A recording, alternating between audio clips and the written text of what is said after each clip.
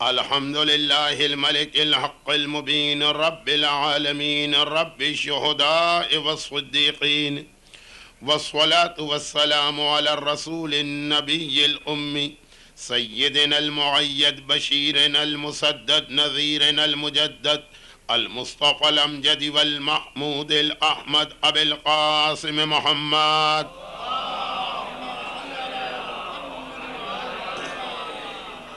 وآله وعطرته وأهل بيته الطيبين الطاهرين المعصومين المظلومين المنتجبين المكرمين الميامين، سيما على الإمام المنتظر والحجة الثاني عشر عجل اللهم له الفرج ولعنة الدائمة ولا أعدائهم أجمعين. أما بعد، فقد قال الله عز وجل في كتابه المبين: بسم الله الرحمن الرحيم. فقل تعالوا اتل ما حرم عليكم ربكم ألا تشركوا به شيئا وبالوالدين إحسانا ولا تقتلوا أولادكم من إملاق نحن نرزقكم وإياهم ولا تقربوا الفواحش ما ظهر منها وما بطن. وقال: وأما من طغى وآثر الحياة الدنيا فإن الجحيم هي المأوى وأما من خاف مقام ربه ونهى النفس عن الهوى فإن الجنة هي المأوى.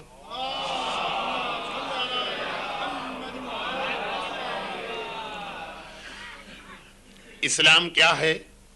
اس کا جو جواب قرآن کریم دے رہا ہے، اس چوتھے نقطے کی وضاحت میں کل قرآن کریم ہی کی ایک اور آیت کی تلاوت کا شرف ملا، اور پھر بہت سارے صاحبان ایمان نے اس آیت کا ریفرنس دریافت کیا. اس لیے آج میں نے اس آیت کی تلاوت بھی کر دی اور مکمل انداز سے تلاوت. آیت مسئلے کے خالی ایک پہلو کو نہیں بتا رہی ہے بلکہ مسئلے کے دونوں پہلوؤں کو بتا رہی ہے. جو اصل آیت چل رہی ہے وہ سورہ انعام چھٹا سورہ آیت نمبر 151. جو ضمناً تذکرہ نکل آیا وہ سورہ نازعات، قرآن کریم کا سورہ نمبر 79 30ویں پارے کا دوسرا سورہ، اما کے فوراً بعد. نازعات یہ سورہ جو میرا پرانا ایک انداز مجالس ہوتا تھا، اس میں اکثر اس سورے کی تلاوت کیا کرتا تھا. پورا نہ صحیح تو اس کی ابتدائی آیتیں.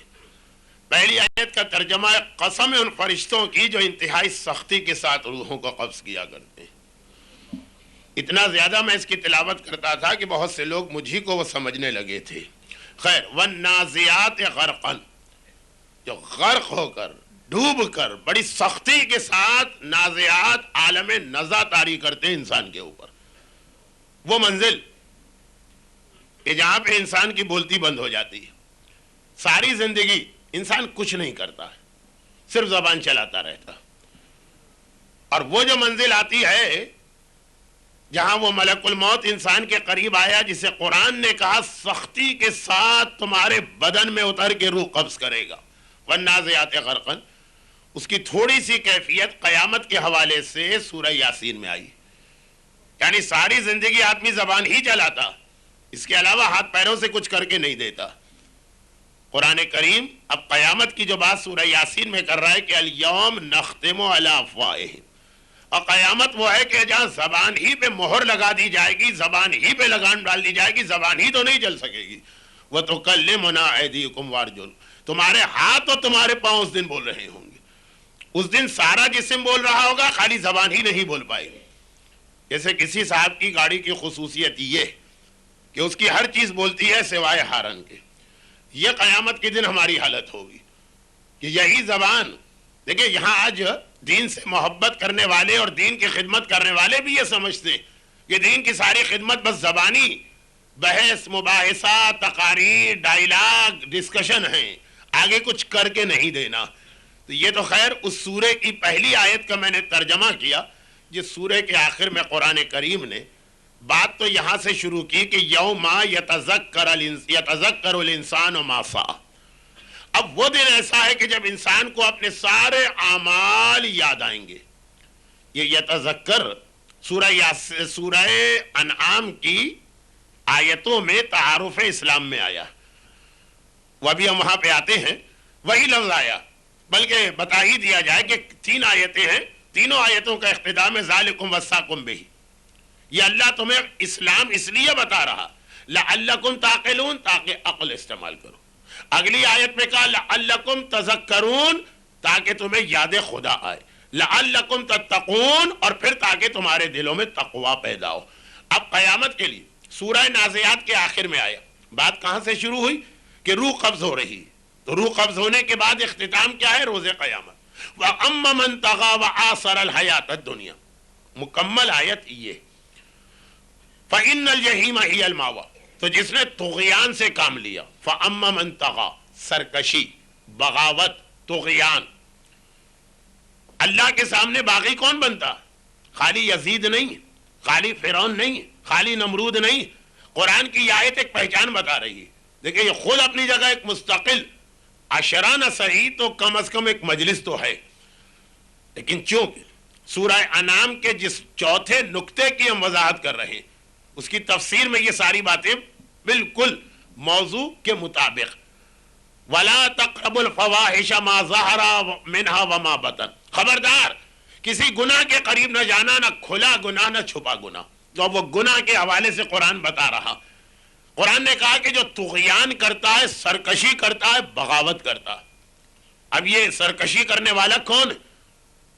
نمرود نے خدائی کا دعویٰ کیا، وہ تو ہے ہی، اور فرعون نے خدائی کا دعویٰ کیا، وہ تو ہے ہی، اور یزید تو ہے ہی. لیکن قرآن نے جو پہچان بتائی اس کے زمرے میں بہت سارے مومنین بھی آ سکتے ہیں. پہچان یہ بتائی کہ سرکشی کی کیا مطلب؟ آثر الحیات الدنیا، اس نے ہر چیز دنیا کی زندگی کی لینا چاہیے.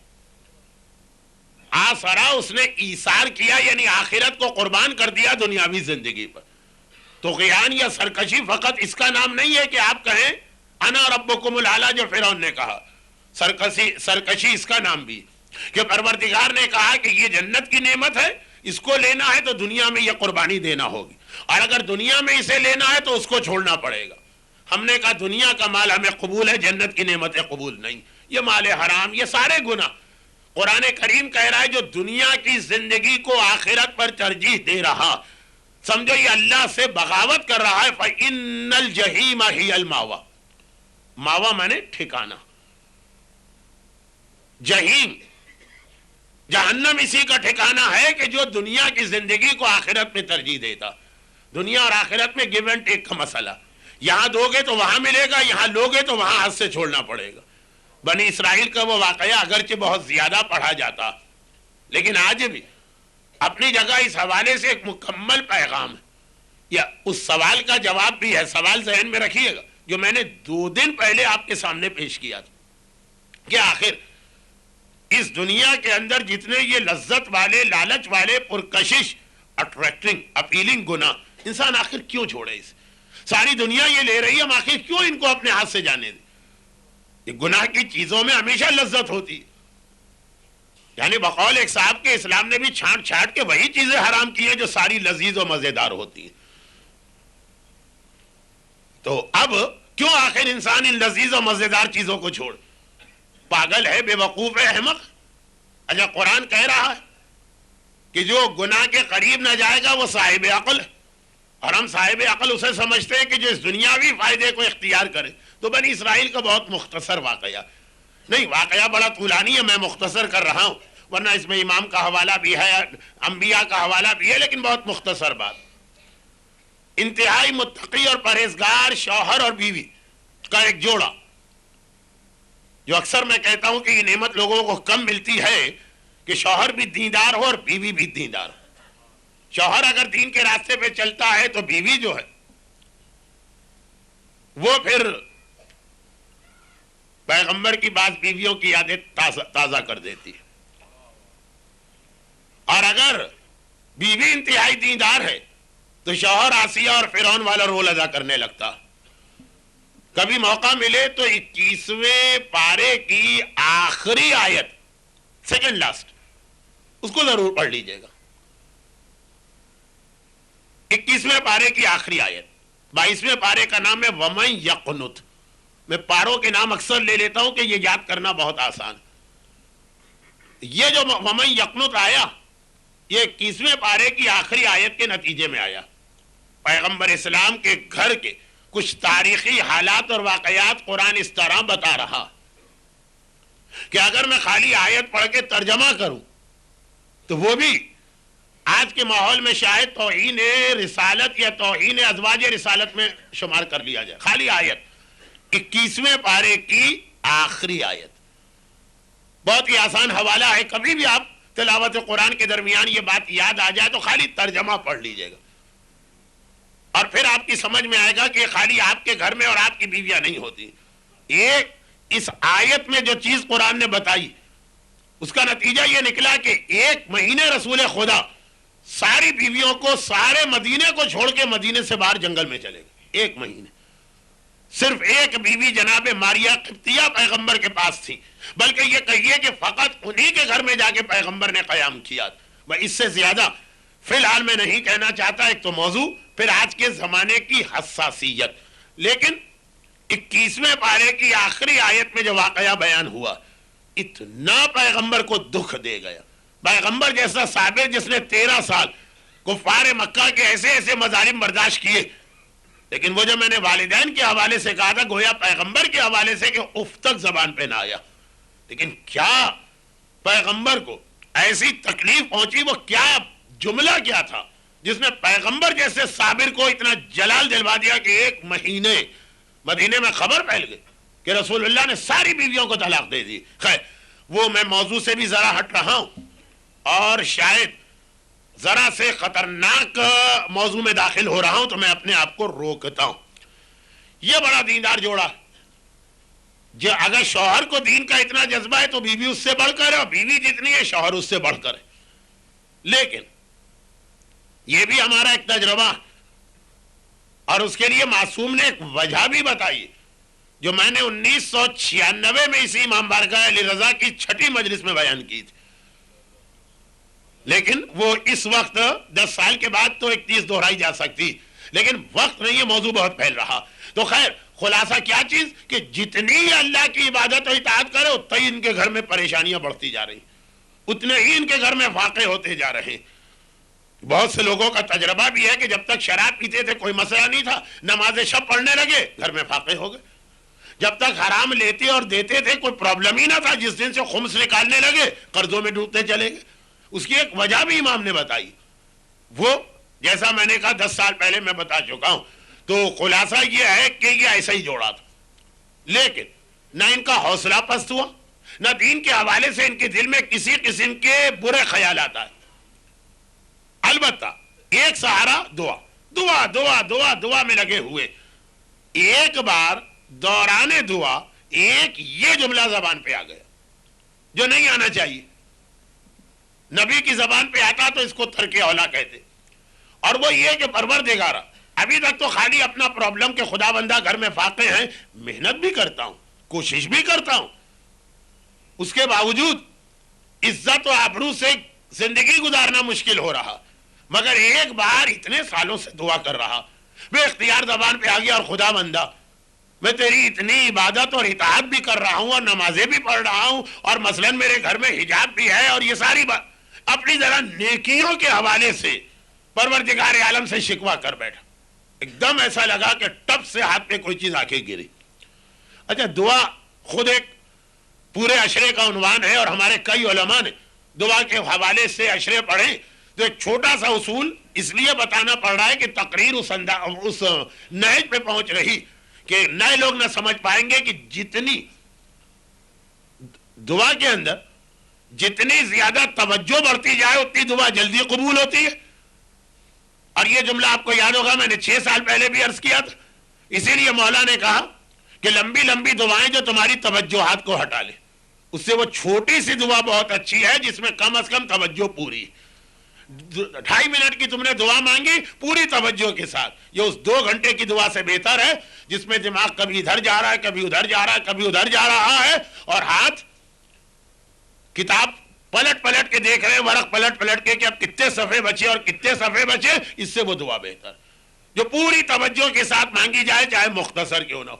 اب توجہ بڑھانے کے لیے اسلام ہمیں کچھ اصول بتاتا، خالی مسئلہ نہیں بتایا کہ توجہ والی دعا قبول ہوتی ہے، پھر کچھ اصول بھی بتائے، جن میں سے ایک اصول یہ ہے کہ شہر کے باہر جنگل اور ویرانے میں کھلے آسمان کے نیچے. اب آج کل یہ ممکن نہیں ہے، وہ الگ چیزیں ہیں، وہ اپنی جگہ، لیکن جہاں ممکن تھی اس زمانے کی میں بات بتا رہا ہوں. ممکن تو آج بھی ہے لیکن مشکل ہو گیا، پہلے زمانے میں آسان بھی تھا. چنانچہ یہ ویرانے میں تھا، جنگل میں تھا، گھر میں نہیں تھا. تب سے کوئی چیز اس کے ہاتھ پہ آ کے گری، جلدی سے آنکھیں کھول کے دیکھی، آنکھیں کھول کے دیکھا.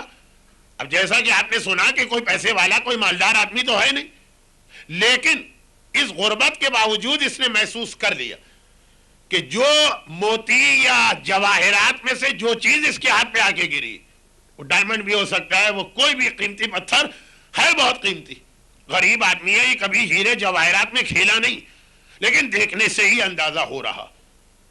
اب گھر آ گیا، یہ دعا جو اس نے مانگی شام کو مانگی، کیونکہ دن بھر کام کیا، محنت مزدوری کی، شام کو دعا مانگی، گھر آ گیا، بازار بند ہو چکا. گھر آیا، بیوی کو یہ ہیرا دکھایا یا موتی دکھایا، کہا پروردگار نے یہ عطا کیا. اور دونوں کو اس کو دیکھنے سے ہی اندازہ ہو رہا کہ آنے والے ساری زندگی کی پریشانیاں اور دلدر ہمارے دور ہو گئے. کم سے کم 30 سال تک تو خالی اس ایک ہیرے سے اتنی رقم مل جائے گی. ارے یہ تو میں ذرا تفصیل میں چلا جا رہا ہوں، بہت مختصر مجھے کرنا تھا، بہت ساری باتیں رہ گئی ہیں. خلاصہ یہ کہ یہ ساری رات دونوں اس ہیرے کو سامنے رکھ کے اپنی آئندہ زندگی کے بارے میں حلال اور جائز منصوبہ بندی یا پلاننگ کرتے رہے. خاندانی منصوبہ بندی نہیں بلکہ اس کے علاوہ والی منصوبہ بندی. تو خلاصہ یہ ہے کہ فجر کے قریب آنکھ لگ گئی.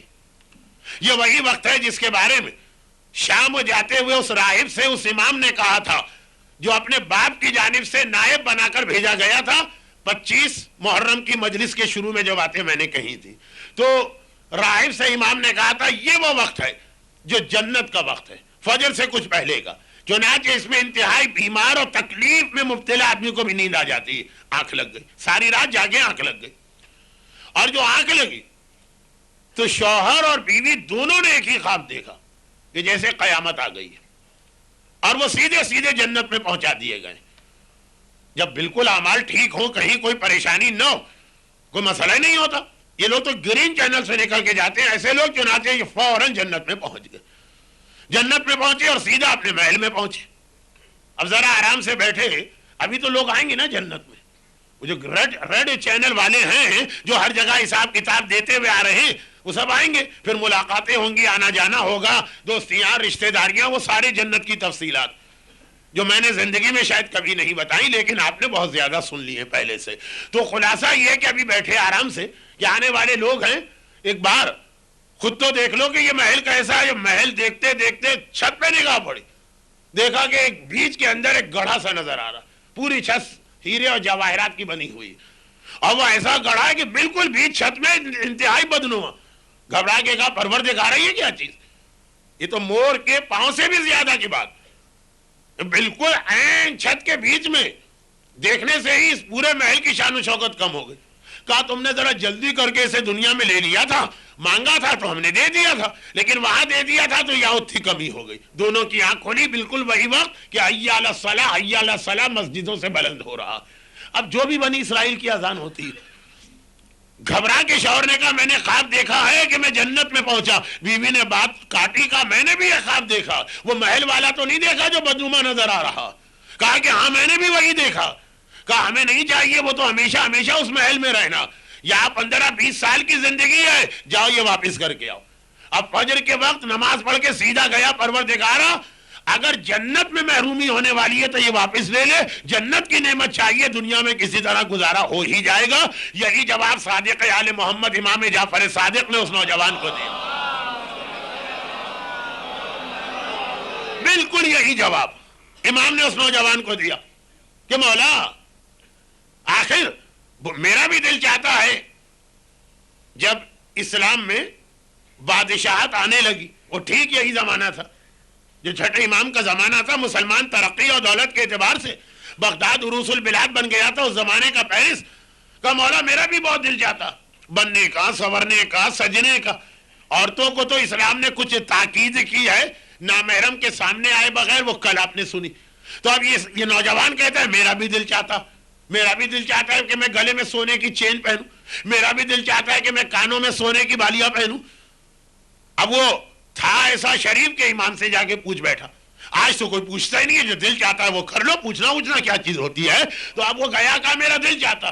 مولا یہ بتائیے کہ آخر اللہ نے یہ سونا ہم مردوں پہ حرام کیوں کیا؟ کہا اس لیے تاکہ جنت کا سونا تم پہ حلال کیا جائے. بہت ہی مختصر وہی جواب، وہی بات جو 10 منٹ کے واقعے میں آئی کہ دنیا کی جو چیزیں ہم پہ حرام کی گئی، کہ بقول ان صاحب کے جتنی مزیدار چیزیں وہی اسلام نے حرام کر دی. بھئی حرامی کرنا تھا تو کریلا وریلا ٹائپ کی چیزوں کو حرام کر دیتا، ٹھیک بھی رہتا. لیکن جتنی مزیدار چیزیں وہی حرام کی. تو وہ اسی لیے حرام کی کہ اگر یہاں کڑوی چیز حرام کرتا تو اس سے زیادہ کڑوی چیز جنت میں حلال کرنا پڑتی. تو یہاں مزیدار چیز حرام کی تاکہ اس سے زیادہ مزیدار چیز کو وہاں پہ حلال کیا جائے. ایک اصول اسلام دے رہا.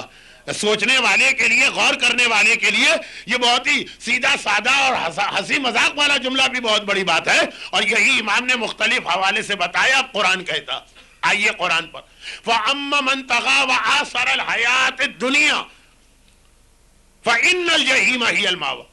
جو دنیا کی زندگی کو اختیار کر رہا. اب یہاں قرآن کوئی عقیدے وغیرہ کی بات نہیں کرتا کہ یہ مومن ہے کہ کافر ہے کہ منافق ہے کہ مشرک ہے. عمل کے اعتبار سے ایک بات کرتا، جو دنیا کی چیزیں لیتا رہا تو وہی بات جو ابھی میں نے کہی کہ اس کا ٹھکانہ جہنم. سب کچھ تو یہاں لے لیا، وہاں کیا لینے آ رہے؟ وَأَمَّا مَنْ خَافَ مَقَامَ رَبِّهِ وَنَهَى النَّفْسَ عَنِ الْهَوَىٰ. ہاں، اور جو ڈرا اس بات سے کہ ایک دن مجھے اپنے رب کے سامنے کھڑا ہونا. شاید میں نے پہلی مجلس میں کہا تھا کہ قرآن کریم میں اللہ کے لیے جو الفاظ آئیں اس پہ بھی غور کیا جائے کہ کون سی آیت میں کون سا لفظ آیا. یا یہ نہیں کہا کہ جو اللہ کے سامنے کھڑا ہونے سے ڈرا، جو اپنے رب کے سامنے کھڑا ہونے سے ڈرا. اللہ اور رب میں ایک فرق ہے. یقیناً اس میں جلالہ اللہ کہ اس سے زیادہ عظیم نام کوئی نہیں. بعض علماء کہتے ہیں یہی اس میں اعظم ہے اگر اسے صحیح طریقے سے انسان استعمال کر لے. لیکن یہاں پہ رب اس لیے کہا کہ جو میں نے والدین کے حوالے سے ایک بات کہی، اپنے رب کے سامنے کھڑے ہونے سے ڈرا. رب مانے جو تمہیں ہر لمحے پال رہا، ہر لمحے کوئی نہ کوئی نعمت دے رہا. جتنی دیر آپ یہاں بیٹھے اتنی دیر بھی آپ کو نعمتیں مل رہی ہیں، آپ کو پتا ہو کہ نہ پتا ہو، پتا کیا احساس ہو کہ احساس نہ ہو.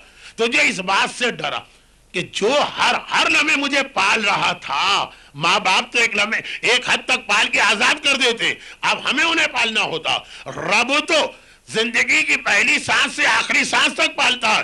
ڈرا. اب یہ وہ والا ڈر نہیں ہے جو ظالم کا ہوتا ہے، یہ وہ ڈر ہے جو قابل احترام شخصیت کا ہوتا ہے. ہر لمحے پال رہا اور پھر ہم اس کی مخالفت کر رہے ہیں. تو لفظ رب پہ بھی غور کیجئے گا، اس کے پیچھے بھی ایک حکمت ہے. لیکن ایسا ڈرا کہ نہا النفس عن الہویٰ، کہ اپنے نفس کو اس نے گناہوں سے روکا.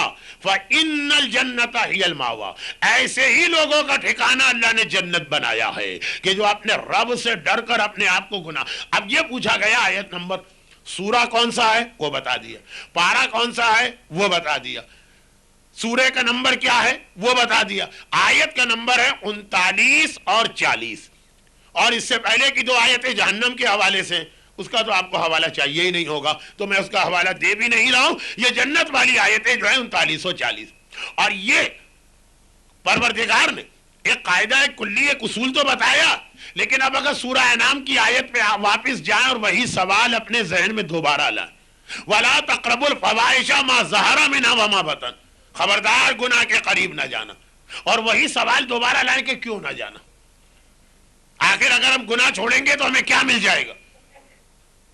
تو اس کے حوالے سے جو بات چل رہی تھی تو ایک اصول تو قرآن نے یہ دیا. اچھا یہ بھی یاد رکھیے کہ ایک بڑی سستی جو انسان کے دل میں پیدا ہوتی ہے وہ اس وجہ سے پیدا ہوتی ہے، جو میں اکثر کہتا رہتا ہوں لیکن یہ پیغام ایسا ہے کہ اس کو تازہ کرنا پڑے گا.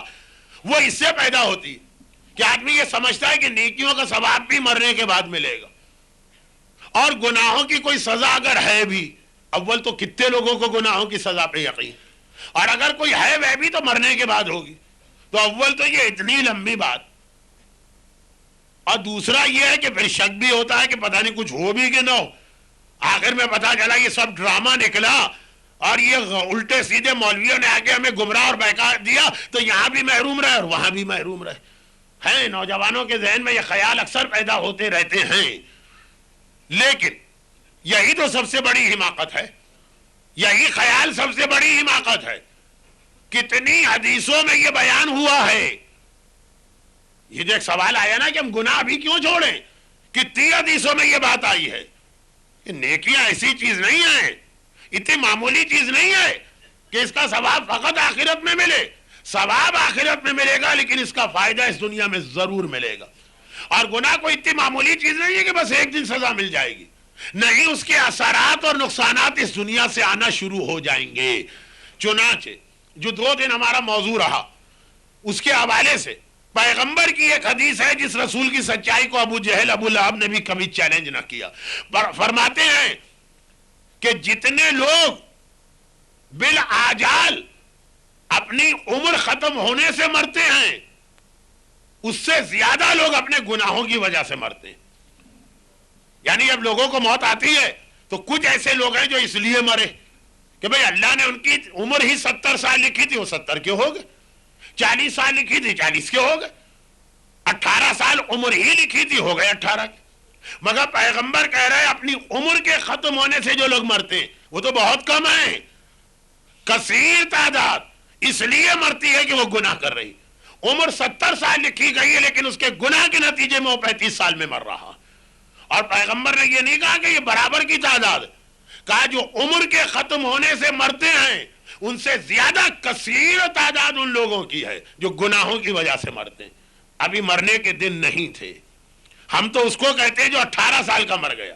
نہیں, یہ گناہگار کے لیے پیغمبر کہہ رہے ہیں ابھی اس کے مرنے کے دن نہیں تھے. اور اسی حدیث کا دوسرا جملہ, اور جو لوگ زندہ رہتے ہیں ان میں جو لوگ اپنی عمر کی وجہ سے زندہ رہتے ہیں ان سے زیادہ کثیر تعداد ان لوگوں کی ہے جو اپنی نیکیوں کی وجہ سے زندہ رہتے ہیں. یعنی عمر ہے 50 سال اور یہ اس وقت 65 سال میں چل رہا, اپنی عمر کی وجہ سے نہیں, وہ تو اللہ نے 50 لکھ دی تھی. یہ جو اسے بونس ملا ہوا ہے ان نیکیوں کی وجہ سے جو اس نے دنیا میں کی. اور پھر جب دیکھیے یہ حدیث آئے گی سامنے تو کیا اگلا سوال نہیں آئے گا؟ وہ سوال بھی کیا گئے, اور وہ یہ کہ یا رسول اللہ تو پھر وہ کون سے گناہ جو جلدی موت دے دیتے ہیں اور وہ کون سی نیکیاں ہیں جو عمر کو بڑھاتی چلی جاتی. اس کا جو جواب پیغمبر نے دیا وہ پورے عشرے علماء نے پڑھے. مجھے یاد ہے آپ نے بھی سنا ہے مولانا جان علی کاظمی صاحب کا اشرا گناہ خودکشی. اس کا مطلب بھی یہی تھا کہ خودکشی خالی اس کا نام نہیں ہے کہ آپ نے زہر کھا لیا اور مر گئے. خودکشی اس کا نام بھی ہے کہ آپ نے قطع رحم کیا, چنانچہ مرنا تھا 20 سال بعد آج مر گئے.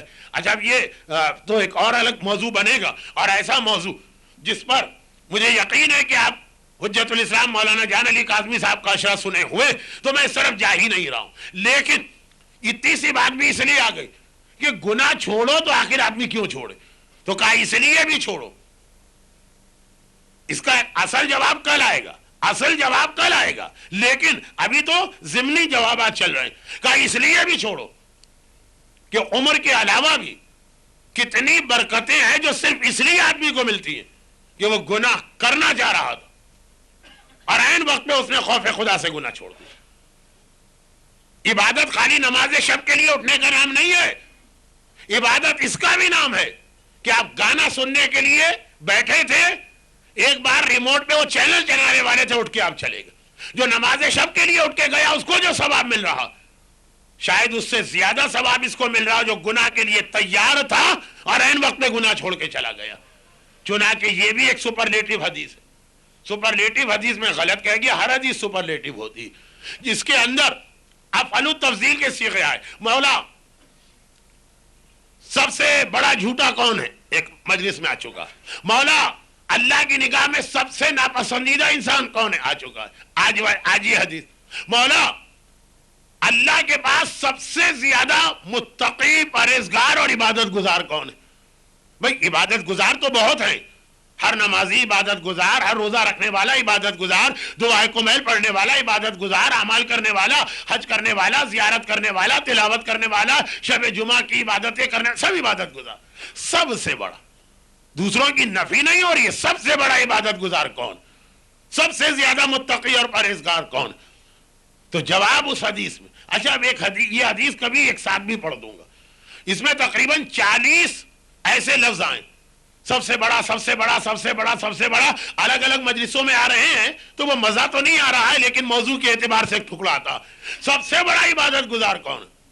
امام معصوم نے فرمایا سب سے بڑا عبادت گزار وہ جو اللہ کی حرام چیزوں سے اپنے آپ کو بچا رہا.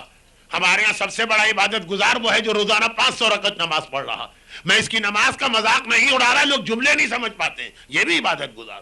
ہمارے ہاں سب سے بڑا عبادت گزار وہ ہے کہ جی دیکھیے کتنے عبادت گزار ہر منگل کو دعائے توسل پڑھتے ہیں, ہر شب جمعہ دعائے کمیل پڑھتے ہیں, ہر جمعے کی صبح دعائے ندبہ کرتے ہیں. یہ ہے عبادت گزار, بشرط یہ کہ غیبتیں کر کے تہمتیں کر کے اپنی ساری عبادتوں پہ پانی نہ پھیر دے, کیونکہ یہ بھی اصول کافی کی حدیث ہے. اصول کافی ہماری سب سے معتبر کتاب کہی جاتی ہے. یہ اصول کافی کی حدیث ہے, جلد 2. پیغمبر نے منبر سے کہا جو ایک بار سبحان اللہ والحمدللہ ولا الہ الا اللہ واللہ اکبر کہتا, ولا الہ الا اللہ واللہ اکبر کہتا, اللہ جنت میں اس کے لیے ایک درخت اگاتا. کہ ایک آدمی کھڑا ہو گیا, یا رسول اللہ پھر تو جنت میں میرے کتنے سارے درخت ہوں گے, میں تو دن میں 500 مرتبہ یہ فقرہ کہا کرتا ہوں اور پتہ نہیں کب سے کہہ رہا ہوں. پیغمبر نے کہا درخت تو اگ جاتا ہے, بشرط یہ تم آگے بھیج کے اپنے درخت کو جلانا دو. یا رسول اللہ کیا درخت اگنے کے بعد جل بھی سکتا ہے, اور وہ بھی جنت میں؟ تو سنا تو ہے کہ جنت میں اگر کسی کو حقہ بھی پینا ہے تو آگ لینے کے لیے جہنم میں جانا پڑتا ہے نا. کہ ایک صاحب کو جنت میں حقے کی خواہش ہوئی, خدا نے کہا یہاں تو آگ نہیں, جاؤ جہنم میں چلے جاؤ. تو اب یہاں بھی آگ. پیغمبر نے کہا ہاں درخت اگنا ایک چیز ہے اور اس کو بچا کے رکھنا وہ دوسری چیز ہے. یا رسول اللہ تو پھر وہ کون سی چیز ہے جو جنت کے درخت کو جلاتی ہے؟ کہا کسی مومن پہ تہمت لگانا یا اس کی غیبت کر لینا, جل جاتا ہے وہ درخت. وہی جو آج کی مجلس کے شروع میں واقعہ ہے. محل تو بن گیا لیکن اب محل ٹوٹنے نہ پائے, اس میں سونے چاندی کی اینٹیں غائب نہ ہونے پائیں, اس کے ہیرے جواہرات کوئی وہاں سے پار کر کے نہ لے جائے, یا خود ہم کوئی ایسی غلطی نہ کرے. تو وہ بھی ایک پہلو ہے. آدھی بات ہمارے یہاں لوگ سنتے. تو اب یہ میں نے اکثر دیکھا اعمال شب قدر کے بعد کتنا آدمی تھک چکا ہوتا, تو اب ذرا ریلیکس ہونے کے لیے باتیں شروع کرتا. جتنی پوری رات جو اعمال کیے وہ سارے اعمال اب غارت ہو رہے ہیں, کیونکہ جب باتیں ہوں گی آپ کی نیت بھی نہیں ہے, شیطان ٹریک چینج کر کے آپ کو کہیں سے کہیں لے جائے گا. اعمال شب جمعہ کے بعد بھی میں نے یہ دیکھا. چنانچہ کبھی لوگ اس قسم کے جملے مجھ سے سنتے ہیں تو جل بھن کے کہتے کہ مولانا تو پھر وہ آدمی جو ساری رات شب قدر سویا وہ تو زیادہ اچھا ہو گیا. اور یہ نہج البلاغہ کے آخر میں بھی آ گیا کہ نوم العالم افضل من عبادت الجاہل, کبھی عالم کا سو جانا جاہل کی عبادت سے بہتر. اور اگر اس جملے کو آپ اپنے عروج پر لے جائیں تو ساری رات عبادت کرنے والے کی عبادت بیکار ہے, اور ایک رات بستر پہ سونے والا رضائے پروردگار کو خرید کے لے جا رہا.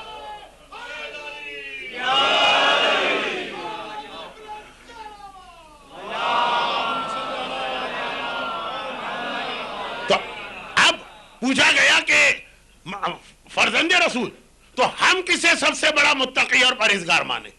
ہمارے یہاں متقی اور پرہیزگار سب سے بڑا وہ ہے جو کچھ کر رہا, نماز, روزہ, عبادت, داڑھی بھی بڑی ہو, سجدہ کا نشان, ہاتھ میں تسبیح. میں ان کا مذاق نہیں اڑا رہا, میں چھوٹے اور بڑے کی بات کر رہا ہوں, یہ ساری باتیں. مگر امام نے کہا سب سے بڑا متقی, سب سے بڑا عبادت گزار وہ ہے جو اللہ کی حرام کی بھی چیزوں سے اپنے آپ کو بچا رہا. وہ کچھ نہیں کر رہا. وہ ہو سکتا ہے میں دعائے کمیل کے اجتماع میں بھی نظر نہ آیا, ہو سکتا ہے وہ اعمال شب قدر میں بھی نظر نہ آیا, لیکن اس نے آج سارا دن نہ کسی کی غیبت کی ہے, نہ کسی پہ تہمت لگائی ہے, نہ کوئی گانا سنا ہے, نہ کوئی حرام مال کمایا, اور اس نے سارا دن نمازیں بھی پڑھی, روزے بھی رکھے, دعا بھی مانگی. امام اور کوئی گناہ میں نہیں کہہ رہا ضائع گیا, امام فرما رہے اس کا درجہ اس سے بلند, یہ زیادہ بڑا. اور چھوٹی سی بات یہاں پہ کہہ دوں, اور پھر جو کل میں نے بات پڑھی تھی اسی کے 2-4 واقعات اور 2-4 واقعات, کیونکہ آج واقعا 20 سال کے نوجوان کے لیے بہت بڑا امتحان.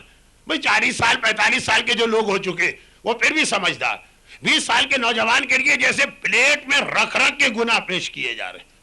یہ امتحان ہم نے نہیں دیا جب ہم 20 سال کے تھے, یہ ہمارے بچوں کو دینا پڑ رہا. ہم نہیں اندازہ کر پا رہے وہ اس وقت کتنے بڑے جہاد سے گزر رہے ہیں. پلیٹ میں رکھ کے گناہ دیے, زبردستی ان کو ٹھوس کے کھلائے جا رہے ہیں گناہ.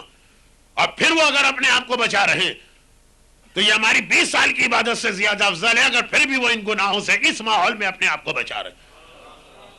آیت اللہ العظمی آغائے بہجت، چونکہ یہ مجمع حجت الاسلام علامہ جان علی کاظمی صاحب کو کئی بار سن چکا، اس لیے میں آغائے بہجت کا کوئی تعارف نہیں کرا رہا ہوں۔ ہمارے مراجع میں سے خاصی مشہور شخصیت اور انتہائی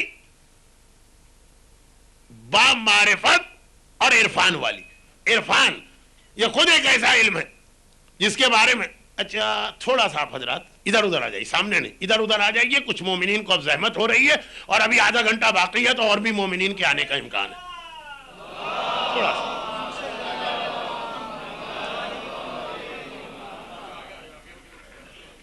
یہ نہیں، یہ لوگ ٹھیک بیٹھے ہیں، ادھر بہت گنجائش ہے، ادھر بہت گنجائش ہے۔ اچھا آیت اللہ العظمی آغائے بہجت ایک انتہائی با معرفت مرجع، ان کا علم عرفان، اب ان کے حوالے سے واقعات اتنے ہیں اور آج کل پڑھے جا رہے ہیں، میں وہ واقعات اسی لیے پڑھ نہیں رہا ہوں۔ یہ جو دنیا معصومین کے حوالے سے بعض اوقات ہم پہ آ کے اعتراض کرتی ہے، کون سی دنیا؟ غیروں کے اعتراض تو ہم ایک کان سے سن کے دوسرے کان سے اڑا دیتے، ہمارے یہاں ایسے لوگ پیدا ہو گئے۔ علم غیب تو صرف اللہ کے لیے، یہ جو آپ معجزات بیان کرتے ہیں کہ ایک وقت میں 40 جگہ ہونا، یہ آغائے بہجت چونکہ ہمارے زمانے کے، ہماری آنکھوں کے سامنے کے، اور یہ سارے واقعات ان کے حوالے سے ثابت بھی، ایک وقت میں کئی جگہ پہ نظر آنا، طی الارض کا ہونا، ورنہ ہندوستان اور پاکستان میں ماضی قریب میں ایسے علماء گزرے، موجودہ میں نے کہا نا کہ میری معلومات نہیں، ماضی قریب میں ایسے علماء گزرے، ہندوستان کی بھی ایک خاصی مشہور شخصیت، پاکستان کی بھی، کہ جب کربلا میں امام مظلوم کے روضے پہ جا کے خالی اتنا کہا تھا السلام علیکہ یا وارث آدم صفت اللہ، یا السلام علیکہ یا ابا عبداللہ، تو باقاعدہ زری سے ان کو جواب آیا۔ ایسے ایسے واقعات ہیں، لیکن انتقال ہو گیا جو میری معلومات کی حد تک آخری تھے بالکل ہمارے زمانے کے، تو ہمارے یہاں ہندوستان و پاکستان میں بھی کبھی نہیں، لیکن چونکہ آیت اللہ العظمی آغائے بہجت مرجعیت کی منزل پر بھی ہے، اتنے سارے ان کے حالات،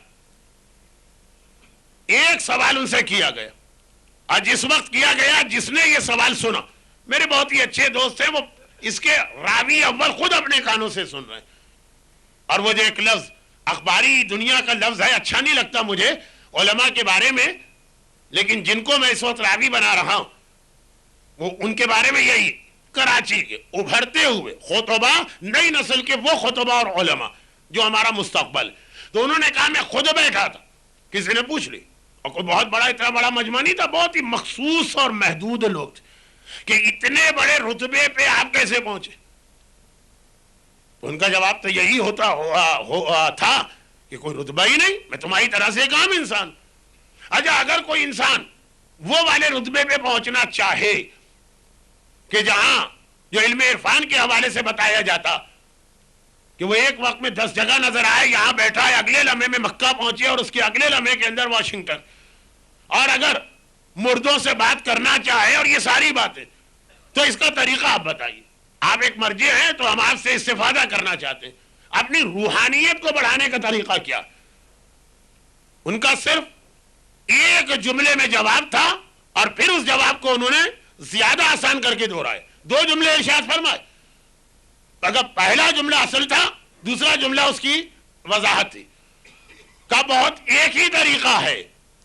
اب یہ جو میں نے ابھی بات کہی، اس کے لیے لوگ کیا کرتے ہیں؟ اس کے لیے وہ ہندو سادھو جا کے ہمالیہ کی چوٹی پہ بیٹھ جاتے، 6 مہینے وہ گیان ویان میں لگے ہوتے، اور یہ کہ وہ ہمارے ایک محتمہ بدھ صاحب تھے، وہ کہیں پٹنہ وٹنہ گیا ویا کے قریب ایک درخت کے نیچے پتہ نہیں کتنے سال بیٹھے رہے، اور ایک مخصوص ان کا پوز ہے مجسمے کا، اور میں نے تو وہ سینکڑوں مرتبہ دیکھا، یعنی دیکھا کس معنوں میں، میری مجلس میں بھی لوگ اسی طرح بیٹھا کرتے ہیں۔ خیر، تو خلاصہ یہ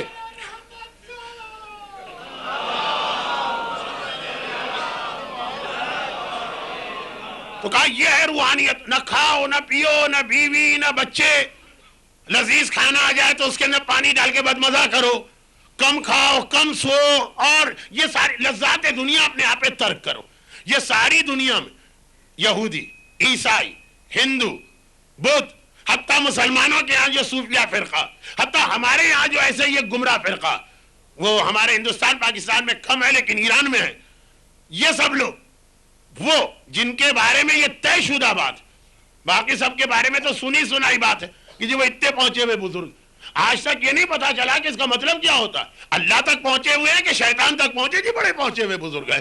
تو یہ جو پہنچے ہوئے بزرگ ہیں تو کہاں پہنچتے ہیں یہ لوگ نہیں بتاتے. تو اب یہ آغائے بہجت تو مرجے بھی ہیں، انہوں نے کہا صرف ایک طریقہ، واقعاً اس منصب پر فائز ہونا چاہتے ہو، واجبات کی پابندی کرو، ہر حرام سے اپنے آپ کو بچاؤ، یعنی توضیح المسائل پہ عمل کرو، اس سے بڑھ کر علم عرفان اور کوئی نہیں ہے.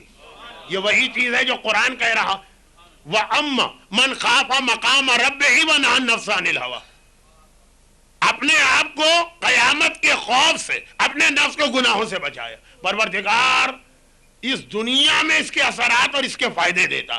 بنی اسرائیل کے لیے جملہ کہا جاتا جو میں اکثر ان تقاریر میں پیش کرتا ہوں جس میں یہ بتاتا ہوں کہ ہم کتنے خوش قسمت کہ پیغمبر کی امت میں پیدا ہوئے. بنی اسرائیل میں پیدا ہوتے تو کتنے مصیبتیں اور پریشانیاں تھیں. بلکہ معراج والی تقریر عشرے میں، معراج والا عشرہ جو میں نے 4-5 سال پہلے پڑھا تھا، تو اس کے اندر آخری تقریر یہی تھی کہ رسول خدا نے دعا کی میری امت کو آسانی دے. تو اس میں ایک یہ چیز تھی کہ جب کبھی یہ کوئی گناہ کرے گی تیری امت، یہ موسیٰ سے تھا، یہ عیسیٰ سے تھا، ہم ان کی توبہ قبول کریں گے، مگر ایک نعمت انہیں اپنے آپ پہ حرام کرنا ہوگی، تب ان کی توبہ قبول ہوگی. توبہ تو ہم نے اپنا ایسا حق مان لیا کہ جو بڑے سے بڑا گناہ کرو اللہ پہ واجب ہے ہماری توبہ قبول کر. اللہ نے اپنے آپ پہ خود واجب کیا لیکن ہمارا کوئی حق نہیں بنتا. بنی اسرائیل کا تھا کہ توبہ بھی کرو تو اس شرط کے ساتھ کہ ایک نعمت تمہیں حرام کرنا. اب اگر زندگی میں 100 گناہ کیے، 100 نعمتیں حرام کرو. ہم اس زمانے میں ہوتے تو اپنا سارا کوٹا ایک ہی دن میں پورا کر لیتے. ایک شادی میں چلے جاتے، اس میں اتنے سارے گناہ ہوتے. پیکج، آج کل ایک لفظ بہت آتا ہے پیکج کا، حج پہ چلیے پیکج ہے، یعنی ساری چیزیں ایک جگہ آپ کو مل جائیں گے، آپ کو الگ سے کچھ نہیں کرنا. زیارت کا پیکج ہے، ہر چیز کا پیکج ہوتا ہے. شادی بھی ہمارے یہاں شیطان کا پیکج ہے کہ جتنے الگ الگ گناہ ہیں وہ سب میں نے تمہاری آسانی کے لیے ایک جگہ لا کے جمع کر دیے. اب یہ نہیں کہ اس گناہ کے لیے وہاں جاؤ، اگلے گناہ کے لیے وہاں جاؤ، تیسرے گناہ کے لیے وہاں جاؤ. گناہوں کا پیکج شیطان نے ہم کو دیا. ایک شادی میں شرکت کر کے آتے، نعمتوں کا سارا کوٹا وہیں پہ ختم کر لیتے. لیکن یہ پیغمبر کا احسان، اور احسان پھر آگے اس کے بعد کا جملہ کہا کہ اگر ایک گناہ کیا تو پرانی امت توبہ بھی قبول ہوتی اس شرط پر کہ ایک نعمت اپنے آپ پہ حرام کر دو. تمہارے لیے، تمہاری امتی کے لیے ایسا نہیں، بلکہ اگر اس نے گناہ کا ارادہ کیا اور اس نے گناہ چھوڑ دیا تو نہ صرف یہ کہ میں اس کو خود اس چیز کو اس کی ایک عبادت میں لکھوں گا، بلکہ اس کے بدلے میں اس کو ایک نعمت اپنی طرف سے عطا کروں گا. وہاں نعمت چھینی جاتی ہے اور یہ نعمت دی جاتی ہے کس کو؟ نماز شب پڑھنے والے کو نہیں، اسے دی جائے تو سمجھ میں آتا. سال بھر روزے رکھنے والے کو نہیں، اسے دی جائے تو سمجھ میں آتا. صدقہ اور خیرات کرنے والے کو نہیں، اس کو دی جائے تو سمجھ میں آتا. اس کو ملتی ہے، ان کو ملتی ہے. لیکن یہ جو نعمت پروردگار دے رہا، شراب پینے والا شراب کا پورا ارادہ کر کے ساری تیاریاں کر چکا، آخری وقت میں اس نے شراب نہ پی، ایک نعمت اسے وہ عطا ہوئی جو نماز شب پڑھنے کے بعد ہم کو ملی. گانا سننے والا، ایک عورت کی فل تیاری تھی کہ آج اس کو بے حجاب گھر سے نکلنا، آخری وقت میں شرم آ گئی، سر پہ ایک اسکارف ڈال دیا. یہ ایک عبادت بھی بن گئی اور اس کے بدلے میں آنے والی زندگی میں کہیں نہ کہیں پروردگار اسے کوئی خاص نعمت و برکت عطا کرے گا. اور ایک بات یہاں پہ اور رکھی، یہ بھی پروردگار کا وعدہ. سورہ عنکبوت کی آخری آیت. یہ سورہ عنکبوت کون سا سورہ؟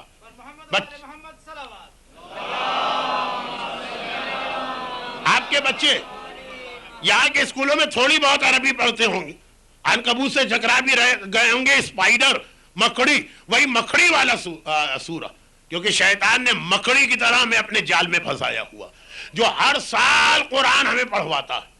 شب قدر میں یہی سورہ تو سب سے پہلے پڑھا جاتا، اس کی آخری آیت.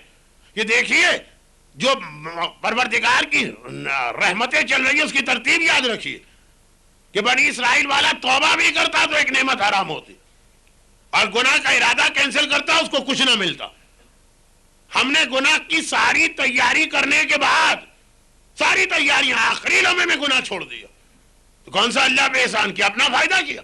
لیکن اللہ نے گویا اسے احسان مانا اور اس کے لیے خصوصی نعمت کا زندگی میں تمہیں کبھی دیں گے جب تم انتہائی پریشان ہوگے. یہ تمہارا تحفہ یہاں رکھا ہے. آخرت نہیں، وہ تو اس کا اجر چھوڑیں. قبر نہیں، اس کے فائدے تو چھوڑیں اسی دنیا کے اندر. اور یہ سورہ عنکبوت کی آخری آیت یہی تو ہے. جب پورا سورہ آپ پڑھ لیتے ہیں شیطان ویطان سب کا ذکر ہوتا ہے. آخری آیت وَالَّذِينَ جَاهَدُوا فِينَا لَنَهْدِيَنَّهُمْ سُبُلَنَا. جو ہمارے راستے میں کوشش کرتا ہے اسے کچھ کرنا نہیں ہوتا، اس کا ہاتھ پکڑ کر راستہ ہم طے کراتے. آپ کو خالی ارادہ کرنا ہے، گناہ نہیں کرنا ہے اور ایک قدم آگے بڑھنا ہے، باقی راستہ اللہ ہموار کرے گا. کس طرح ہموار کرے گا؟ وہ مختلف طریقے. ذہن میں کوئی ایسا خیال آ جائے گا. تاریخ اسلام میں مختلف علوم کے ماہرین کی فہرستیں بنائیے، مجتہدین کی فہرست بنائیے کہ جی سب سے بڑا مجتہد کون ہے. ایک نام تو نہیں ہوگا، 3-4 میں سے کوئی ایک ہوگا. مفسر، علم حدیث کے ماہر، علم تاریخ کے ماہر، الگ الگ علم ہے نا. اسی میں ایک سوال اگر کوئی یہ پوچھے کہ تعبیر خواب کا تاریخ اسلام کا سب سے بڑا عالم کون گزرا جو خواب کی صحیح تعبیر بتا سکے. انٹرپریٹیشن آف ڈریمز، یہ خود ایک سائنس ہے. آج کل انٹرنیٹ پہ بھی چلے جائیے تو آپ کو 4-5 سائٹس مل جائیں گی. وہاں پہ آپ اپنا خواب لکھ کے بھیجیے اور وہ دھڑا دھڑ اس کا جواب دیں گے اس کا یہ مطلب. اب یہ تو سب بوکس، فراڈ اور بیکار چیز ہے. لیکن اسلام میں خواب اور اس کی تعبیر، اس کو ایک حیثیت دی گئی. کہا ہر ایک کو اس کی مہارت بھی نہیں ہوتی. اب اگر اوورآل شیعہ سنی ملا کر اگر ہم مجتہدین کی فہرست مانیں گے، ہماری فہرست الگ ہے وہاں کی الگ، اور مفسرین کی فہرست مانیں گے یہاں کی الگ ہے وہاں کی الگ. تعبیر خواب میں سب کا اتفاق کہ محمد ابن سیرین یا سیرین سے بڑا آج تک تعبیر خواب کا کوئی عالم نہیں گزرا. ایک خصوصی، کیونکہ پیغمبر کی حدیث تھی کہ خواب بعض اوقات اللہ کا پیغام ہوتا ہے، ہر ایک نہ اس کو سمجھ سکتا ہے نہ اس کی تعبیر دے سکتا. اس کے ایسے واقعات ہیں. چنانچہ یہ بھی انہی کا واقعہ کہ ایک آدمی نے آ کے کہا کہ میں نے کل رات کو خواب دیکھا کہ میں پیشاب کر رہا ہوں، یہ پیشاب میرے ہاتھ پہ گر گیا. کہا جا کے تحقیق کرو، تمہاری بیوی کسی نہ کسی رشتے سے تمہاری بہن بن رہی، کزن والی نہیں، وہ بہن جس سے نکاح حرام. چکرا تو گیا لیکن تحقیق کی واقعاً پتا چلا کہ شیر خارگی یا رضاعت کے رشتے سے، جو دودھ پلانے کا ایک رشتہ پہلے ہوتا تھا، اب تو نہیں ہے. ماں اپنے بچے کو دودھ نہیں پلا رہی تو کسی اور کے بچے کو کیا پلائے گی. لیکن پہلے تو یہ ایک بہت اہم چیز تھی اور اسلام کی نگاہ میں یہ ایک فضیلت والی چیز بھی تھی. تحقیق کی پتا چلا واقعاً یہ اس کی بہن نکلی. نکاح تو ٹوٹا، لیکن پھر آگے بات کی یہ وہی ان کے. اچھا یہ کہا جاتا ہے، یہ بھی انہی نے بتایا تھا کہ مروان یا اس کے بیٹے عبد الملک، ان میں سے کسی ایک نے دیکھا کہ وہ مسجد النبوی میں کھڑا ہے، محراب میں جہاں امام نماز پڑھاتے، اور ایک بار وہاں 5 بار، ایک بار نہیں 5 بار اس نے وہاں پیشاب کیا. انہوں نے ان سے پوچھا، انہوں نے کہا کہ تمہارے 5 بیٹے یکے بعد دیگرے خلیفہ بنیں گے، اور بنے اس کے 5 بیٹے. تو ایک عجیب و غریب شخصیت، یعنی اگر میں ان کے حالات اور ان کے خواب بتانے لگوں تو آج کی ساری مجلس ویسے ہی کچھ لوگ سمجھ رہے ہوں گے کہ موضوع پہ نہ رہی. یہ ایک جملے کی وضاحت ہے، وَلَا تَقْرَبُوا الْفَوَاحِشَ مَا ظَهَرَ مِنْهَا وَمَا بَطَنَ. اسلام کے لیے جب بنیاد رکھی جا رہی تھی تو جو 10 پتھر قرآن نے رکھے اس میں یہ چوتھے پتھر کی بات. کیوں آدمی گناہوں سے بچے؟ یہ محمد ابن سیر ہے. دریافت کیا گیا کہ اتنا بڑا رتبہ ان کو کیسے ملا، تو صرف ایک واقعہ انہوں نے خود بتایا. میری زندگی میں صرف ایک واقعہ، کسی علمی گھرانے میں پیدا نہیں ہوئے، کہیں جا کے کوئی خاص علم حاصل نہیں کیا، اور وہ وہی کہ 2 چیزوں کے کانٹیکس میں یہ واقعہ پڑھ رہا ہوں مختصر کر کے. پہلا تو یہی کہ دیکھیے اللہ کس طرح سے ہر گناہ سے بچنے میں آپ کو برکتیں دیتا. وہ گناہ سے بچنا تو کمال ہی نہیں ہے جس کو کرنے میں آپ کو تھوڑی زحمت ہو. ایک گناہ فرض کیجئے آپ کرنا چاہتے، تھوڑی زحمت ہے اس میں، تو بعض اوقات آدمی زحمت سے بچنے کے لیے گھر بیٹھ جاتا. لیکن جو گناہ خود چل کے آپ کے دروازے پہ آ رہا، خالی ان صاحب نے نہیں کہا تھا کہ جن کے گھر میں ان کی بیوی نے کوئی پڑوسی کی مرغی پکڑ کے ذبح کر کے پکا دی تھی، اور جب ان کو پتا چلا تو سر پیٹ لیا، یہ تو حرام ہے، یہ تو گناہ، دوسرے کا مال ہے اور تم نے اس طرح ضائع کر دیا. تو کہا اچھا تم نہ کھانا بوٹی لیکن سالن تو کھا لو نا، وہ تو ہمارے پیسوں کا. ہاں یہ بات تو معقول. اور جس وقت وہ بیوی نے سالن نکالنا شروع کیا تو بوٹیاں بھی آ گئی. دیکھیں برڈ فلو کے خطرے سے لوگ چکن چھوڑ دیں وہ الگ بات، لیکن اللہ کے ڈر سے کون چھوڑتا. تب وہ بوٹی آنے لگی تو دل تو للچا گیا. بیوی نے روکنا چاہا کہ روک کیوں رہی ہو، تو خود سے آ رہی ہے، جو خود سے آئے وہ تو حلال ہوتا. تو کہا مرغی بھی تو خود سے آئی تھی، میں کون سا اسے بلانے گئی تھی. ہاں پھر تو بالکل حلال ہے. ایسا گناہ جو خود سے چل کے آ رہا ہے اس سے اپنے آپ کو بچانا. محمد ابن سیر ہیں، یہ ایک ایسے گھرانے کے تعلق ہے کہ ان کے گھرانے کی تاریخ میں کوئی حیثیت ہی نہیں. یعنی کوئی محترم گھرانہ، کوئی مشہور گھرانہ، کوئی اپنے زمانے کے اعتبار سے پڑھا لکھا گھر، کچھ نہیں. یہی وجہ تھی کہ جب بچے تعلیم حاصل کرتے 17-18 سال کی عمر، اس وقت ان کو ملازمت کرنا پڑی کپڑے کی دکان پر. یہ بات ہے تقریباً حجاج ابن یوسف و مروان کے زمانے کی، یعنی بالکل اوائل عہد اسلامی کی، اگر یہ نسبت ان کے لیے صحیح. ورنہ باقی خواب کی تو اتنی تعبیریں انہوں نے بتائی کہ پوری ایک کتاب ہے ان کے حالات پر. تو خلاصہ یہ 17-18 سال کی عمر، چڑھتی جوانی، اور کپڑے کی دکان پہ کام کر رہے ہیں. عجب یہ 2-3 پیشے ایسے جو بڑی احتیاط والے، کیونکہ اس کے اندر زیادہ تر واسطہ عورتوں سے پڑتا. ایک مثلا سونار کا پیشہ ایسا، ایک کپڑے کا بھی ایسا ہی بزنس ہوتا. دکان پہ مرد بھی آتے ہیں لیکن عورتیں زیادہ آتی ہیں. اور چونکہ بہت میں احتیاط سے بھی پڑھ رہا ہوں، 18 سال کی عمر ہے، اللہ برکتیں دیتا ہے وہ. اور دوسرا وہ سوال، مولانا ہم گناہ نہیں کرنا چاہتے لیکن بچنے کیسے بچے؟ When there is a will, there is a way. جب آدمی کسی چیز کا ارادہ کر لے کوئی نہ کوئی راستہ نکل آتا. یہ انگریزی کا محاورہ نہیں ہے، قرآن کی آیت ہے وَالَّذِينَ جَاهَدُوا فِينَا. تم ارادہ تو کرو نا کہ ہمارے راستے پہ چلنا ہے، پھر دیکھو کس طرح سے ہم تمہارے لیے راستہ ہموار کرتے جاتے. کر کے تو دیکھو ارادہ، ہم تو ارادہ ہی نہیں کرتے، پہلے ہی ہتھیار ڈال دیتے.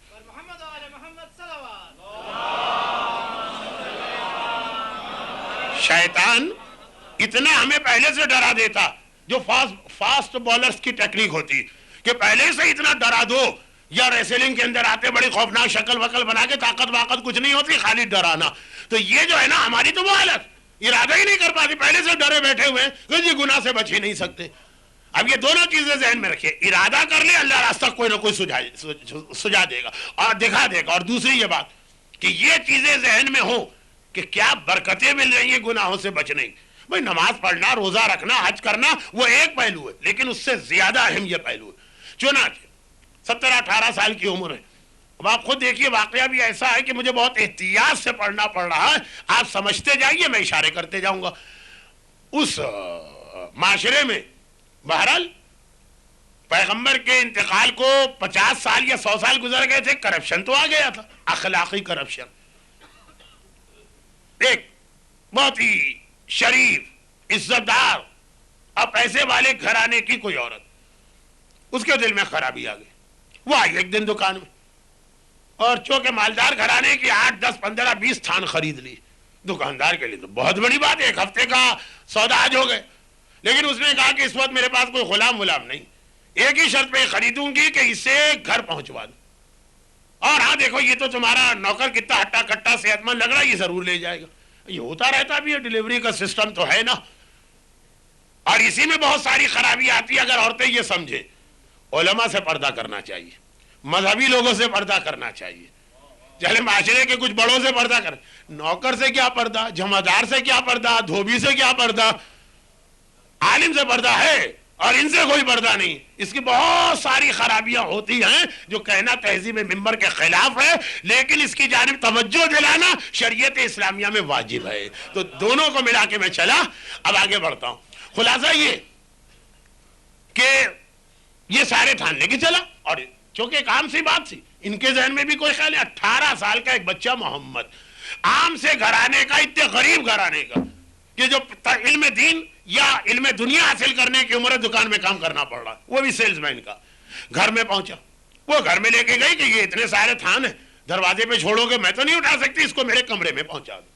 کمرے میں پہنچانے کے بعد ایک بار وہی جو زلیخا کے واقعے میں وہاں بھی یہ کیفیت، اور یہ کہا کہ تمہیں میری درخواست کو یا خواہش کو قبول کرنا پڑے گا، اور اگر تم نے یہ بات نہ مانی تو میں شور مچا دوں اور سب لوگ میرا ساتھ دیں گے، میں کہوں گی یہ بری نیت کے ساتھ میرے گھر میں آیا، اس نے میرے اوپر حملہ کیا، تو میرے مقابلے میں تمہاری بات کون سنے گا؟ دیکھو مارے بھی جاؤ گے، میرا خاندان بھی اتنا محترم، ماحول بھی پرانا، کہ آج جب 1400 سال کے بعد بھی غیرت کے نام پہ قتل ہو جاتے ہیں، جبکہ وہاں تو غیرت بھی انوالو نہیں ہوتی، کوئی جائیداد وائداد کے جھگڑے ہوتے ہیں، تو وہ وہاں تو ایسی بات تھی کہ واقعاً اس کی تکا بوٹی کر دی جاتی، پورا قبیلہ آ جاتا۔ کہا دیکھو اب یہ ایک طرف زندگی ہے، دوسری طرف ایک ایسا فعل حرام ہے جس میں اس کا کوئی دخل بھی نہیں، نہ اس نے کوئی اقدام کیا، نہ اس کا دل چاہ رہا، یہ مجبور ہو گیا۔ مجبوری میں کتنے حرام حلال ہو جاتے، لیکن کیا اس کا نام مجبوری کہ ذرا سا کوئی مسئلہ پیش آیا آپ نے ہتھیار ڈال دیے کہ ہمیں مجبور ہو؟ یا مجبوری اس کا نام ہے کہ اپنے ساری کوشش کرو، سارے ہاتھ پاؤں مارو، جب بالکل واقعاً تلوار گردن پہ آ جائے تو پھر سوچو کہ شاید میں مجبور۔ اب یہ تو ظاہری اعتبار سے ہمارے لیے تو بڑی مجبوری تھی اور مزیدار مجبوری تھی کہ اللہ بھی اس کو بھی کہہ دیں گے قیامت کے دن کہ جی تو دیکھ رہا تھا وہ تو تکا بوٹی کی بات ہو رہی تھی، عورت کے مقابلے میں میری بات کون مانتا، اور ایسے قابل احترام خاندان کی عورت، اور میرا خاندان تو اتنا چھوٹا خاندان، وہ مالکن، میں ایک دکان کا سیلز مین، لیکن نہیں۔ وَأَمَّا ان کا خاص جملہ کہ جس وقت میں یہ خود ان کا جملہ، یہ واقعہ جہاں تک میرا حافظہ کام کر رہا، شہید مرتضی مطہری نے اسے بھی داستان راستان یعنی سچوں کی کہانیاں جلد دوم میں لکھا، شاید اتنی تفصیل میں نہ گئے ہوں بلکہ گئے بھی ہیں تفصیل میں۔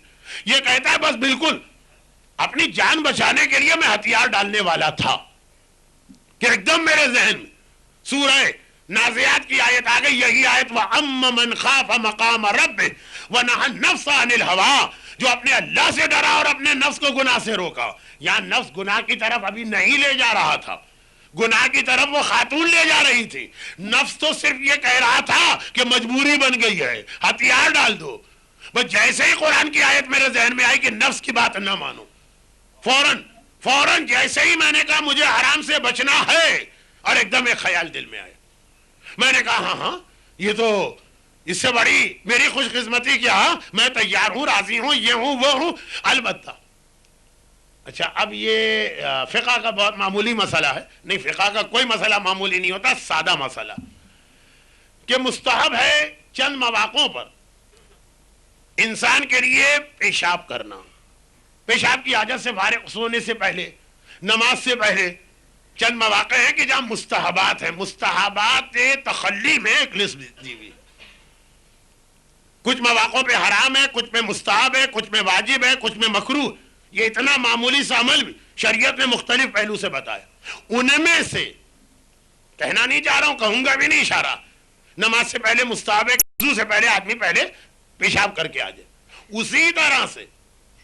اس عمل سے پہلے بھی مستحبات کے اندر ہے، البتہ اس سے مراد تو ہوتی ہے حلال طریقے سے، جائز طریقے سے، ازدواج کے طریقے سے، لیکن بہرحال یہ مستحبات میں، تو اس نے کہا کہ ہاں یہ بتا دیا ٹوائلٹ کا، میں جاتا ہوں اور اس کے بعد وہ کا سامنے ہے ٹوائلٹ۔ اچھا اب یہ بات وہی سمجھیں گے جو پرانے زمانے کے ٹوائلٹ دیکھے ہوئے، اور پنجاب اور سندھ کے بعض دیہاتوں میں اب تک یہ، جب تک یہ گٹر لائن اور یہ فلش نہیں تھا، یہ ٹوائلٹ ایسے ہوتے تھے کہ اس میں دن بھر انسانی فضلہ اور گندگی جمع ہوتی تھی، صبح سویرے باہر سے جمعدار آ کے اٹھا کے لے جاتا تھا، تو یہ گئے، اب وہ فضلہ تو ہے گھر کے اندر، ہے تو بڑا کراہیت والا عمل، وہی کرے گا من خاف مقام ربہ ونہی النفس عن الہویٰ، جس کے سامنے یہ ہو کہ اگر میں نے اس وقت اپنے آپ کو نہ بچایا تو جہنم کی آگ میں جلنا ہوگا، وہ زیادہ خطرناک مرحلہ یہی ہے۔ انہوں نے وہی انسانی فضلے کا جو ڈبہ تھا، کنٹینر، وہ اٹھا کے اپنے آپ پہ انڈیل دیا، سر سے لے کے پیر تک اس گندگی میں آلودہ ہو گئے، دروازہ کھول کے باہر نکلے۔ اب جب اس حالت میں دیکھا تو اس عورت کی ساری خواہشات سرد ہو گئی، کراہیت پیدا ہوئی، نفرت پیدا ہوئی، دروازہ کھول کے ناک بند کر کے کہا کہ دفع ہو جاؤ یہاں سے، بھاگو یہاں سے، وہ وہاں سے بھاگے، باہر نکلے، یہ کہتے ہوئے بھاگے کہ میں یہاں سے نہیں بھاگ رہا ہوں، میں جہنم سے فرار اختیار کر رہا ہوں، میں جہنم سے بچ رہا ہوں۔ دیکھیے یہ وہی آدمی کر سکتا ہے جس کے ذہن میں پہلے اپنے ذہن میں کمپیئر کرنا پڑے گا دو چیزوں کا مقابلہ، کہ ایک طرف یہ ہے گندگی، غلاظت، یہ چند لمحوں کی ہے بہت بری، اور دوسری جانب اس کے لیے جہنم کی بھڑکتی ہوئی آگ ہے، جہنم کی بھڑکتی ہوئی آگ کی وجہ سے اس سے بچے۔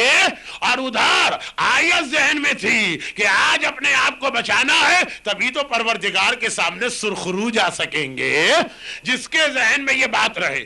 اب یہ کہتے کہ اس کے بعد جب میں واپس آیا اور اب چند ہی دنوں میں مجھے احساس و اندازہ ہو گیا کہ پروردگار نے خصوصی تحفہ مجھے عطا کیا ہے، وہ آخرت کا اجر اپنی جگہ، قبر کا اجر اپنی جگہ، دنیا میں بھی ایسا تحفہ عطا کیا ہے کہ آج 1350 سال کے بعد امام بارگاہ علی رضا کے منبر پہ میں ان کا نام لے رہا، شہید مطہرین داستان راستان میں ان کا نام لکھا، تمام اسلامی تاریخ کی ساری کتابوں میں ان کا نام ہے، فقط اس ایک عمل کی وجہ سے کہ گناہ سے بچنے کے لیے غلاظت اپنے بدن پہ ڈالی، یہ بہانہ نہ کیا کہ تو میں تو مجبور ہوں، پروردگار میری مجبوری کو دیکھنے والا۔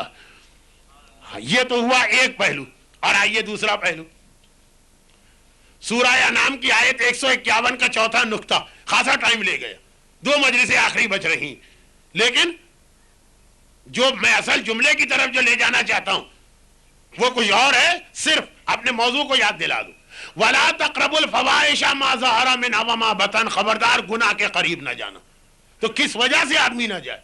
کچھ چیزیں اپنے ذہن میں پیدا کرنا پڑتی ہیں، ان میں سے ایک یہی چیز جو قرآن کی اس آیت میں آئی، جو 2 دن سے میں تلاوت کر رہا ہوں، لیکن کل اور آج اللہ نے ایک نعمت بھی دی اس کے اندر، اس آدمی نے مجبوری کا بہانہ نہ بنایا۔ کل والا آدمی مجبوری والا نہ تھا، آج اسٹیج آگے بڑھا، واقعان کے مجبور تھا، ہتھیار ڈال دیتا تو شاید کوئی اس کو برا نہ کہتا۔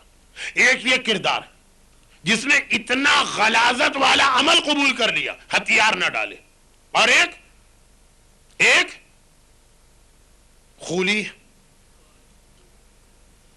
پسارے صاحب نے اس سے پوچھا تھا، نہیں یہ مختار نے تاریخ میں لکھا ہے کہ جس وقت مختار شہر کوفہ کے حاکم ہوئے، مختار نامہ نہیں پڑھ رہا ہوں، اس وقت یزید واصل جہنم ہو چکا تھا، ابن زیاد بصرے کا گورنر تھا، تو اس کی گرفتاری کے لیے باقاعدہ ایک فوجی لشکر تیار کر کے مالک اشتر کے بیٹے ابراہیم کے قیادت میں بھجوایا گیا۔ حسین ابن نمیر وہ بھاگ کے ابن زیاد کے پاس جا کے اس کا رائٹ ہینڈ بن چکا تھا، جو جناب علی اکبر کا قاتل۔ شمر عورتوں کے کپڑے پہن کے کوفے سے فرار ہو رہا، عمر سعد وہ ایک ایسے اہم آدمی کی درخواست لے کے آیا، لیکن مختار اس کے پیچھے لگے۔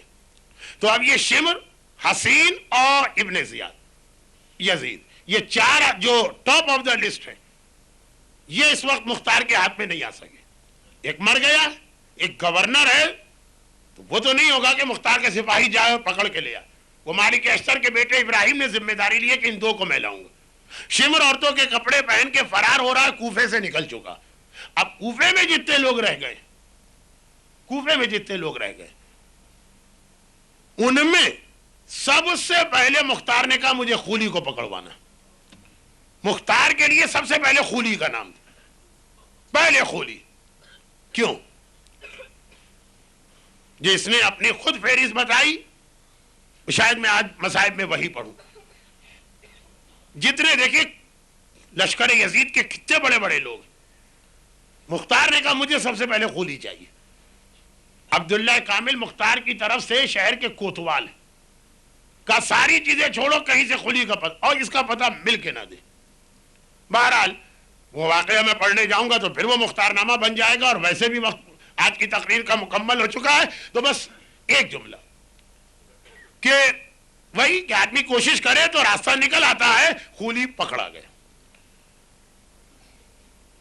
اور کیوں مختار کو سب سے زیادہ اس کی فکر تھی وہ ابھی آپ سنیں گے، لیکن جب پکڑا گیا اور اس نے اپنے جرائم بتائے، جو ابھی آپ سنیں گے، اور شاید نہ سن سکیں، یہ تو اب آپ کے اوپر ہے۔ تو آخر میں مختار یہ پورا دربار گریے کی اس کیفیت میں تھا کہ ایسا گریہ آپ کو اپنے یہاں یہ صرف عاشور کے دن نظر آئے گا، شام غریبہ نظر آئے گا. پورا دربار اس طرح رو رہا ہے، دھاڑے مار مار کے سر دیواروں سے اپنا سر ٹکرا رہے. تو مختار نے ایک سوال کر لیا، یہ بتا اتنے بڑے بڑے جرائم یہ سارے دربار کے میں اس وقت لوگ سارے شیعہ نہیں تھے، عام آدمی بھی نہیں برداشت کر سکتا، تو نے کیوں کی؟ جواب تھا میں مجبور تھا. حاکم کا حکم آ گیا، حکم حاکم تو ماننا پڑتا. اتنا بڑا مجرم، اس کا جواب کیا ہے؟ میں مجبور تھا. اور ادھر آپ نے دیکھا جو واقعہ میں مجبور نظر آ رہا، 18 سالہ جوان، اس نے کہا نہیں میں مجبور نہیں، میرا کام ہے یہ سوچنا کس طرح بچوں، یہ میرے پروردگار کا وعدہ ہے کہ خود مجھے بچائے گا. جو مجبور تھا اس نے اپنے آپ کو مجبور نہ سمجھا تو بچ نکلا، اور جو مجبور نہ تھا اس نے بہانہ بنا لیا میں مجبور ہوں، تو یہ کیا اس نے. اب مصائب کے آغاز کے بعد تو کوئی پیغام دینے کی گنجائش نہیں رہے گی. اب آپ خولی کا واقعہ سنیے گا، اور اس نوجوان کا واقعہ آپ نے سنا جو تاریخ اسلام کی محترم ترین شخصیتوں میں شامل ہوا. اب یہ دیکھیے کہ آپ کو اپنی زندگی کس کے اصول سے گزارنا. خیر یہ ساری چیزیں قرآن حدیث کے دائرے میں، لیکن غیر معصومین کے جو واقعات سامنے آئے، وہ 18 سالہ جوان جو مجبور تھا مگر اس نے کہا میں مجبور نہیں، وہ بننا ہے آپ کو. اور یا خولی کی طرح سے بس یہ ایک جملہ یاد کر لینا ہے، گناہ کرو اور کہہ دو میں مجبور ہوں. بس سوچئے گا، انشاءاللہ کل ہم اس میں تھوڑا آگے بڑھیں گے. لیکن خولی کی اتنی تلاش کیوں تھی؟ تو یہ میں مجبور ہوں کا جملہ جو خولی نے کہا، اس سے پہلے مختار نے پوچھا یہ بتا تو نے کربلا میں کیا کیا. مختار ہر ایک سے ہی پوچھا کرتے تھے، اور یہ کہہ دیتے تھے کہ اگر غلط بیانی کی تو اپنی سزا میں اضافہ کرے گا. کیونکہ ابن زیاد کے کچھ رجسٹر بھی ملے تھے مختار کو، اس میں ہر ایک کا لکھا تھا کہ اس نے یہ کیا تو یہ انعام ملا. کہا یہ میں ملاؤں گا بھی. کافی کربلا کے واقعات تو ابن زیاد کی اس پوچھ گچھ کے نتیجے میں آئے. خولی نے کہا کہ بس کچھ ایسی باتیں ہو گئی تھی کہ میں کربلا میں جب خیموں میں لوٹ مار ہو رہی تھی تو ذرا دیر سے پہنچا، ذرا سی دیر ہو گئی. لوٹ مار میں تو یہ ہوتا ہے نا کہ آدمی بھاگتے ہیں، جو آگے نکل گیا وہ اچھا مان لے. میں ذرا دیر سے پہنچا. یہ مجبور، اس کو یہ مجبوری کہہ رہا، ذرا دیر سے پہنچا. پورے کربلا کے واقعے میں شریک تھا. لوٹ مار کے وقت ذرا مجھے دیر ہو گئی. جب میں پہنچا میں نے دیکھا سارا اسباب لوٹا جا چکا، کچھ نہیں بچا. اب میں کیا، مجھے کیا ملے؟ کیا میں ایسے خالی ہاتھ چلا جاؤں؟ میں نے دیکھا کوئی چیز بچی بھی رہ گئی. تو 3 چیزیں مجھے ایسی نظر آئیں کہ وہ یزیدیوں نے بھی ان 3 چیزوں کو اس لیے چھوڑ دیا تھا کہ کسی کی ہمت نہیں پڑ رہی تھی ان 3 چیزوں کے لیے. میں نے دل میں سوچا کہ اگر میں بھی اپنے ساتھیوں کی طرح سوچتا رہا تو میں تو خالی ہاتھ جاؤں گا، وہ تو کچھ لے چکے. پہلی چیز جو میری نگاہ میں آئی، بچی ہوئی چیز، میں نے دیکھا ایک ننھی سی بچی ہے جس کے کرتے کے دامن میں آگ کے آثار نظر آ رہے ہیں. لگ رہا ہے کہ اس کرتے میں آگ لگی ہے اور کسی نے بجھائی، اور وہ بار بار ماتم کر رہی ہے. مجھے نہیں پتا وہ کیا کہہ رہی ہے. میں یہ سنتا ہوں کبھی کہتی ہے ہائے میرے چچا، کبھی کہتی ہے ہائے میرے بابا، اور اس کے کانوں میں گوشوارے لٹک رہے. اتنی چھوٹی بچی تھی اور اتنے معمولی سے گوشوارے تھے کہ یزیدیوں نے بھی نظر انداز کر دیا کہ یہ کم قیمت گوشوارے چھین کر اس بچی کو کیا تکلیف پہنچا. میں نے سوچا کہ مجھے کچھ نہیں ملا، میں اتنا اس کا نقصان بھی کیوں کروں. میں آگے بڑھا، گوشواروں کی جانب ہاتھ بڑھایا. بچی گھبرا کے پیچھے ہٹی. کہا یہ گوشوارے نہ چھین، یہ میرا بابا مجھے دے کے گیا ہے.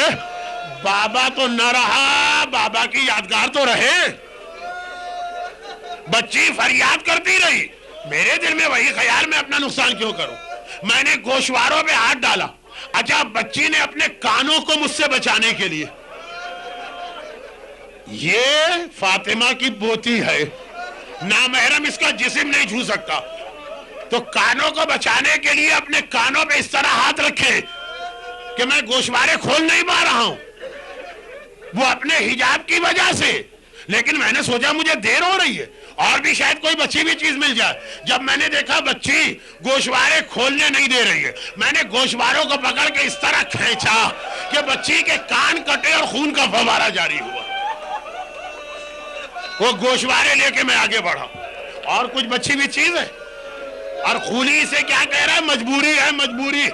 میں نے دیکھا کہ ایک خیمے میں ایک بستر اب تک بچا ہوا, لیکن اس لیے بچا ہوا ہے کہ اس پر کوئی بیمار لیٹا ہے, اور یہ خیال کرتے ہوئے کہ بیمار کو تکلیف نہ ہو, باقی یزیدی بیمار کے احترام میں اسے چھوڑ کے چلے گئے. میں نے سوچا مجھے کچھ نہ ملا, اگر میں احترام کرتا رہا تو اس یہ نقصان ہوگا. میں تیزی سے آگے بڑھا. بیمار غشی کے عالم میں ہے. میں نے بستر کو اس طرح کھینچا کہ وہ بیمار بستر پر سے الٹا منہ کے بل زمین پہ گرا, اور بستر لے کے میں چلا. آج پتہ چل رہا وہ کون ظالم تھا جس نے سکینہ کے گوشوارے چھینے, وہ کون ظالم تھا جس نے سجاد کے نیچے سے بستر کھینچا. مگر عزادارو تیسرا جملہ, اب جو میں باہر نکلا خیمے سے اور کوئی چیز نظر نہیں آئی, اور میں نے دیکھا ساری سیدانیوں کی چادریں بھی چھن چکی ہیں, مگر ایک چادر مجھے نظر آ گئی. میں ذرا قریب آیا, یہ کس کی چادر ہے جس پر ہاتھ ڈالنے کی یزیدیوں کو بھی ہمت نہ ہوئی. قریب آگے میں نے پہچانا یہ علی اور فاطمہ کی بیٹی, حسین کی بہن ثانیہ زہرا زینب کبریٰ. ارے کسی یزیدی میں بھی ہمت نہ تھی کہ زینب کی چادر پہ ہاتھ ڈالتا. میں نے سوچا کہ ان بیوی کا احترام بہت زیادہ, لیکن میرا نقصان کیوں ہو. میں آگے بڑھا کہ اگر ایک ہی چادر رہ گئی ہے یہ چادر میں چھینوں گا. کون تھا وہ مجرم جس نے چادر زینب پہ ہاتھ ڈالا؟ میں قریب گیا, میں نے چادر کو پکڑ کے کھینچنا چاہا. یہ علی کی بیٹی ہے, یہ عباس کی بہن ہے. دونوں ہاتھوں سے شہزادی نے چادر کو سختی سے تھاما.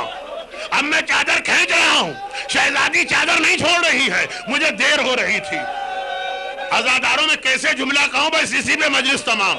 میرے ہاتھ میں کوڑا تھا, میں نے کوڑا اٹھایا, بی بی کے چہرے پہ مارا. زینب کی پیشانی پھٹی, خون جاری ہوا. میں نے چادر زینب پہ ہاتھ ڈالا, چادر چھینی.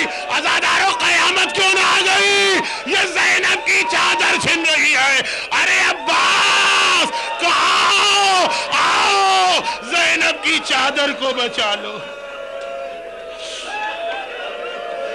الا ولعنت اللہ علی اعدائہم اجمعین.